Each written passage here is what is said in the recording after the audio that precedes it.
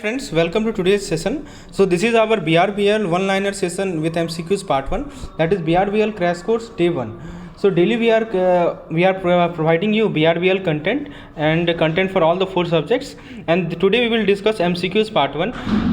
तो हमारा जो तरीका रहेगा दोस्तों वो यही रहेगा. सबसे पहले मैं आपको कंसेप्ट समझा दूंगा because I have compiled almost 1000 one-liner points, okay, from the entire BRBL syllabus, and I will be explaining all those points. Along with that, in addition to that, I will be explaining you MCQs, right. मैं कुछ MCQs आपको करवाऊंगा, right. सो चलिए दोस्तों BRBL की one liner को शुरुआत करते हैं पहले कंसेप्ट के साथ. दोस्तों सबसे पहला कंसेप्ट है कि जो रूल्स एंड रेगुलेशन जो कि भारतीय बैंक को फॉलो करना होता है वो 2 इंपॉर्टेंट लॉ में लिखा गया. एक है बैंकिंग रेगुलेशन एक्ट 1949 का, शॉर्ट में BR एक्ट बोलते हैं, और दूसरा है reserve bank of India act 1934 का. फिर दोस्तों बताया जा रहा है कि बहुत तरह के बैंक्स हैं जैसे कि regular commercial bank, cooperative bank, government on bank, उन्हें डिफरेंट रूल फॉलो करना पड़ता है जो कि इन सभी एक्ट में लिखा गया है उनके टाइप के बेसिस पर. तो किस तरह के बैंक है उनका अलग अलग रूल है. फिर दोस्तों बताया जा रहा है कि जो BR एक्ट है ना, बैंकिंग रेगुलेशन एक्ट है, वो क्लियरली बताता है कि किस एक्टिविटीज़ को हम बैंकिंग मानते हैं. जैसे डिपॉजिट को एक्सेप्ट करना, लोन प्रोवाइड करना, इसे बैंकिंग माना जाता है. फिर दोस्तों बताया जा रहा है कि बैंक 2 मेन काम करती है. लोगों से पैसा लेती है और फिर उस पैसे को लैंड करती है, इन्वेस्ट करती है उस मनी को, ताकि दूसरे को हेल्प मिल सके. जैसे मान लीजिए कि जब आप अपना सेविंग को बैंक में जमा करते हैं तो आप उनको एक डिपॉजिट दे रहे हैं, और बैंक जो है लोन की दूसरे को देती है ताकि घर खरीद सके वही पैसा से जो आपने डिपॉजिट किया. तो दोस्तों यही पॉइंट बताया जा रहा है, एक्सेप्टिंग पब्लिक डिपॉजिट, लैंडिंग और इन्वेस्टिंग.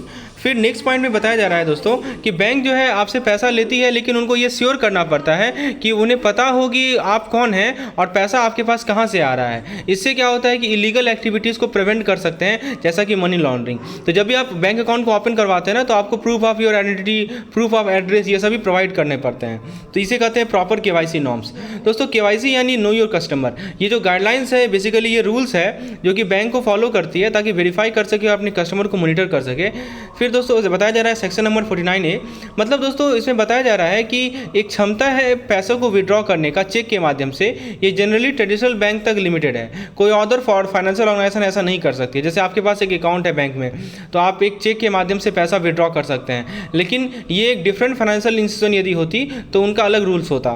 फिर दोस्तों क्या बताया जा रहा है कि जो कंपनी जो कि ट्रेडिशनल बैंक नहीं है लेकिन वो भी डिपॉजिट लेती है, जैसे कुछ इन्वेस्टमेंट फर्म्स होती हैं, तो उनका भी रूल जो है RBI ने सेट करके रखा है जो कि उन्हें फॉलो करना होता है. तो ये जो रूल्स होती हैं दोस्तों, इसे NBFC कहा जाता है, नॉन बैंकिंग फाइनेंशियल कंपनी. तो ये जो रूल है ये इंश्योर करता है कि आपका मनी सेफ रहे चाहे वो बैंक में ना हो. तो चलिए हम लोग कुछ क्वेश्चन कर लेते हैं. What governs banking in India. तो मैंने बताया था आपको कि भारतीय बैंक को गवर्न करने के लिए हमारा बैंकिंग रेगुलेशन एक्ट 1949 है. कौन सा फैक्टर जो है BR एक्ट की एप्लीकेशन को डिटरमाइन करता है और RBI एक्ट को डिटरमाइन करता है भारत में. तो दोस्तों बैंक का टाइप क्या है, right, option C is the correct answer. Statutory corporation है, बैंकिंग कंपनी है या कोऑपरेटिव सोसाइटी है. फिर दोस्तों बताया जा रहा है कि बैंकिंग को कैसे डिफाइन किया गया है, section 5 sub section B of the BR act. तो इस सेक्शन के अंतर्गत बैंकिंग को कैसे डिफाइन किया गया है. तो मैंने आपको बताया है कि बैंकिंग का डेफिनेशन है कि जो पब्लिक डिपॉजिट को एक्सेप्ट करे और इंडिविजुअल को लैंड करे. Option number A is the correct answer, right. दोस्तों बैंक का प्राइमरी पर्पस क्या है. प्राइमरी पर्पस है पब्लिक डिपॉजिट एक्सेप्ट करना और इन सभी डिपॉजिट को लैंड करना या इन्वेस्ट करना. Option C is the correct answer.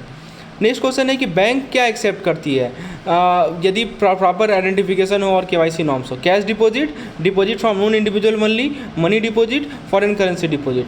तो दोस्तों बताइए क्या केवल कैश डिपॉजिट एक्सेप्ट करती है या डिपॉजिट जो है नॉन इंडिविजुअल्स के साथ, जो नॉन इंडिविजुअल है उनका जो डिपॉजिट है वो एक्सेप्ट करती है. ऐसा कुछ नहीं है, नॉन इंडिविजुअल का कोई कंसेप्ट नहीं है यहाँ पे, ठीक है. तो it can accept money deposit also, right, it can accept money deposit also.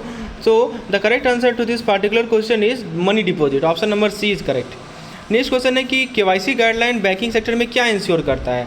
ये इंटरनेट बैंकिंग को सिक्योर करता है, कस्टमर आइडेंटिफिकेशन को, ट्रांजैक्शन मॉनिटरिंग को और एंटी मनी लॉन्ड्रिंग मेजर को सिक्योर करता है, प्रॉम्प्ट कस्टमर सर्विस प्रोवाइड करता है या लोन प्रोसेसिंग को एफिशिएंट बनाता है. देखिए दोस्तों जो हमारा KYC गाइडलाइन है ना बैंकिंग सेक्टर में, ये कस्टमर आइडेंटिफिकेशन, ट्रांजैक्शन मॉनिटरिंग और AML anti money laundering measures को सिक्योर करता है, तो इंश्योर करता है. Option number B is the correct answer. Next question है कि सेक्शन 49 सब सेक्शन A के अनुसार किसके पास चेक विड्रॉल डिपॉजिट होता है भारत में. तो ऑप्शन है individual only, all banking companies and government run saving bank scheme, cooperative society only, non banking financial company. तो ये जो चेक विड्रॉएबल डिपॉजिट है भारत में, ये किसके पास हो सकता है? ये हो सकता है दोस्तों it can be deposit by home all banking companies and government run saving bank scheme. Option B is the correct answer. Next question है कि डिपॉजिट जो एक्सेप्ट करती है एनबीएफसी, उसको कौन रेगुलेट करता है? फाइनेंस मिनिस्ट्री, सेबी, या आरबीआई का स्पेसिफिक डायरेक्टिव, या मिनिस्ट्री ऑफ कॉर्पोरेट अफेयर? तो दोस्तों इसको रेगुलेट करने के लिए हमारे पास है specific direction by RBI. Option number C is correct. चलिए दोस्तों हम लोग कुछ और पॉइंट्स को डिस्कस कर लेते हैं। Let's discuss some more points here.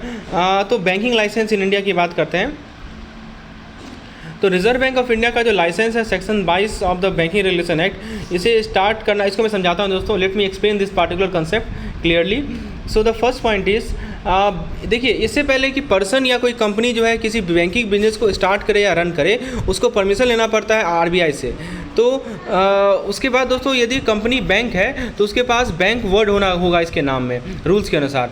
बाकी कंपनी जो कि बैंक नहीं है वो बैंक वर्ड को यूज नहीं कर सकती है। फिर दोस्तों क्या बताया जा रहा है कि यदि कोई कंपनी बैंक है, तो ये तो मैंने बता दिया, कुछ एक्सेप्शंस हैं बैंक के रूल के रिगार्डिंग, कि कुछ सर्टेन ऑर्गेनाइजेशन है जैसे कि सब्सिडरीज हो या स्पेसिफिक टाइप ऑफ कोऑपरेटिव हो, इन्हें अलाउ किया गया है कि ये जो बैंक वर्ड है ये यूज कर सकती हैं, चाहे वो बैंक ना हो तब भी। फिर दोस्तों कुछ रिस्ट्रिक्शन डाला गया है ट्रेडिंग एक्टिविटीज़ पे। बैंक को अलाउ नहीं किया गया है कि वो ट्रेडिंग एक्टिविटीज़ करे जहाँ पे वो खरीद सके या बेच सके चीज़ों को पैसे बनाने के लिए। तो दे कान टेक बिग रिस्क, बड़ा रिस्क नहीं ले सकते हैं ट्रेडिंग से रिलेटेड। तो वो बेसिकली बैंक को बनाया किस लिए गया है, ताकि वो लोगों के मनी को हैंडल कर सके और सर्विसेज प्रोवाइड कर सके, ना कि वो गुड्स को बेचे या खरीदे, राइट। अब एसबीआई की बात करें तो एसबीआई का smaller company, it has a smaller company related to it, बड़ा बैंक है, ठीक है। जितने भी कंपनीज हैं एसबीआई के अनुसार, तो उसे सब्सिडरी की बात करते हैं, एसबीआई सब्सिडरी। तो इसको मर्ज किया गया था 2017-18 में। तो आरआरबी की बात करें दोस्तों, कि आरआरबी दोस्तों बैंक है जो कि रूरल एरिया में जो लोग हैं उनको हेल्प करने के लिए बनाया गया है। इनका अपना रूल्स एंड लॉ है फॉलो करने के लिए। फॉरेन बैंक की यदि हम बात करें तो कुछ बैंक जो है दूसरे कंट्रीज से हों, लेकिन उनको अलाउ किया गया है कि वो बैंकिंग बिजनेस कर सकते हैं भारत में। तो वो यहाँ के ना भी हो, उनको अपना रूल फॉलो करना पड़ता है ताकि वो श्योर कर सके कि सभी कुछ प्रॉपरली किया जा रहा है। कोऑपरेटिव बैंक की बात करें दोस्तों, कोऑपरेटिव बैंक समझिए एक तरह का टीम एफर्ट है। वो एक साथ काम करते हैं अपने कस्टमर के साथ ताकि पैसे को मैनेज कर सके और हैंडल कर सके। तो वो एक कोऑपरेटिव अप्रोच को फॉलो करते हैं, मतलब दोस्तों वो पार्टिसिपेट करते हैं डिसीजन मेकिंग में। यदि हम बात करें हिस्ट्री की, तो कोऑपरेटिव बैंक जो है भारत में लंबे समय से है, अर्ली 1900 से है। इस एक स्पेशल लॉ से स्टार्ट हुआ था जो कि अलाउ करता है लोगों को कि वो कोऑपरेटिव सोसाइटी को फॉर्म कर सके ताकि एक दूसरे को हेल्प कर सके। पहला सवाल है आपके सामने कि बैंकिंग बिजनेस को स्टार्ट करने के लिए क्या रिक्वायरमेंट होती है। तो मैंने बताया था कि लाइसेंस लेना होता है। किसे लाइसेंस लेना होता है? तो आरबीआई से लाइसेंस लेना होता है। Option number B is the correct answer. Next question है कि सेक्शन 7 जो है हमारा एक्ट का, उसमें क्या रिक्वायरमेंट है बैंकिंग कंपनी का रिगार्डिंग देयर नेम। तो बैंकिंग कंपनी को एक बैंक वर्ड को इंक्लूड करना होता है अपने नाम में, right. Option number B is the correct answer. Next question है कि कौन सी एंटिटीज़ को एग्जम्पशन दिया गया है कि restriction on the uses of term related to banking in their name और पर्पस। तो विच एंटिटीज़ आर एग्जेम्प्टेड। तो दोस्तों ऑप्शन है foreign bank, subsidiary bank, association, primary credit society, certain cooperative bank, regional rural bank और last state bank of India. तो दोस्तों मैंने बताया था ना कि ये जो बैंकिंग वर्ड का यूजेज है, तो बेसिकली इसको subsidiary, banking association, primary credit society या कोऑपरेटिव नहीं यूज कर सकते हैं। ऑप्शन बी सही जवाब है इसका। नेक्स्ट क्वेश्चन आपके स्क्रीन पर है कि सेक्शन 8 जो है एक्ट का, उसके अकॉर्डिंगली बैंकिंग कंपनी को क्या क्या रिस्ट्रिक्टेड दिया गया है।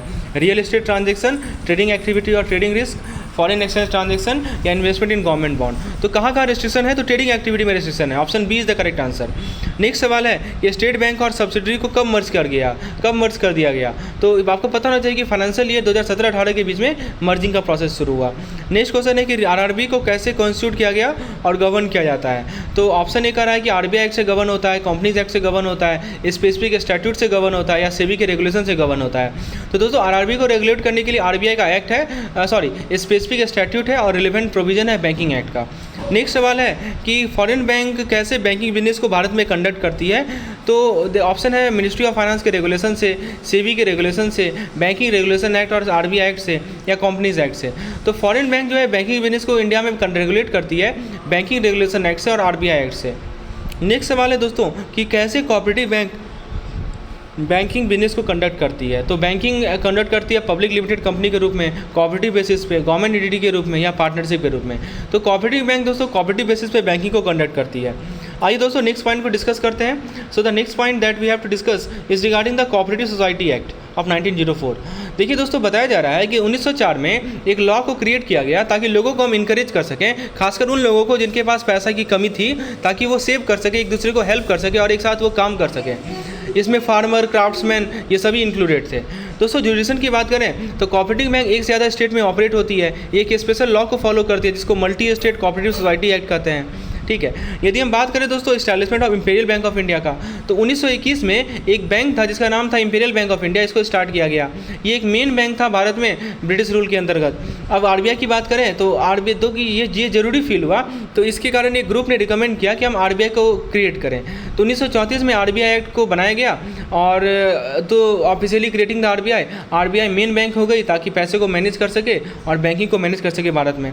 आरबीआई का लीगल स्टेटस की बात करें तो आरबीआई को क्रिएट किया गया आरबीआई एक्ट 1934 के द्वारा। ये कोई मेन पार्ट नहीं है, इंडियन भारतीय संविधान का कोई हिस्सा नहीं है, लेकिन ये बहुत ज़रूरी है। ये स्पेशल पार्ट था एक्ट का जिसको कभी भी यूज़ नहीं किया गया। सेक्शन 7 याद रखिएगा, सेक्शन 7 को आज तक यूज़ नहीं किया गया, राइट। इस एक्ट का स्पेशल पार्ट है।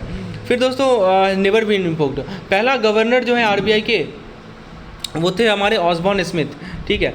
और ये 1 अप्रैल 1935 से लेकर 30 जो है 1933 तक थे। आरबीआई का इंपॉर्टेंट जॉब्स है, राइट, जैसे कि वो श्योर करता है कि कंट्री में एंड ऑफ मनी हो, वो मनी और क्रेडिट सिस्टम को स्मूथली रन करवाता है। आरबीआई के एस्टेब्लिशमेंट की यदि हम बात करें तो 1 अप्रैल 1935 को आरबीआई का वर्क आरबीआई एक्ट के अनुसार शुरू हो गया और उसको परमानेंटली मुंबई में लोकेट कर दिया गया 1937 से। नेशनलाइजेशन की बात करें आरबीआई की तो 1 जनवरी 1949 में गवर्नमेंट ने आरबीआई का कंट्रोल लिया, इसको नेशन का एसेट और रिसोर्स बना दिया।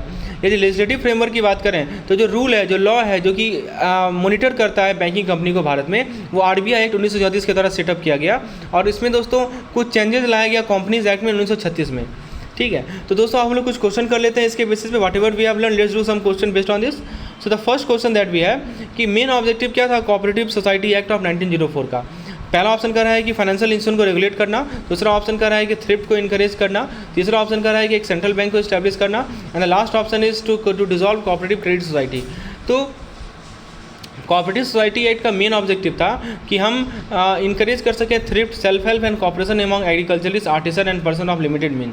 नेक्स्ट क्वेश्चन है कि कौन सा एक्ट कोऑपरेटिव बैंकिंग के लिए अप्लाई होता है, reserve bank of India act, cooperative society act, multi state cooperative society act, companies act. तो दोस्तों जो हमारा एक्ट जो अप्लाई होता है रिगार्डिंग दिस,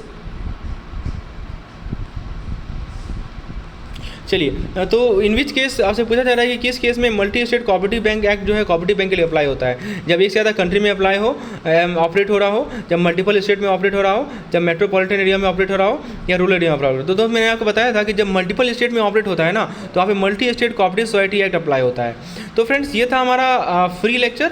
बाकी जो कंटेंट है वो पेड मेंबर के लिए अवेलेबल रहेगा, जो कि हमारा क्रैश कोर्स का हिस्सा है।